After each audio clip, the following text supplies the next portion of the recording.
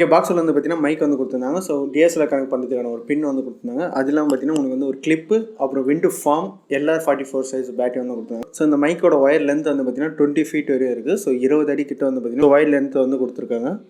நான் இதுக்கு முன்னாடி யூஸ் பண்ணியிருந்த மைக்கில் வந்து பார்த்தீங்கன்னா 7 ஃபீட் வரையும் தான் இருக்கும்.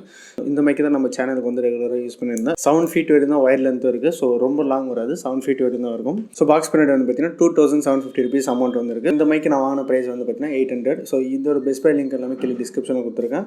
ஸோ இது வந்து பார்த்தீங்கன்னா பேட்டரி போட்டால் தான் உங்களுக்கு வந்து ஒர்க் ஆகும். ஸோ LR44 பேட்டரி வந்து இதுலேருந்து இன்செர்ட் பண்ணணும். ஸோ மைக் வாங்கும்போது ஒன்று வந்து ஃப்ரீயாக அவங்களே வந்து கொடுப்பாங்க.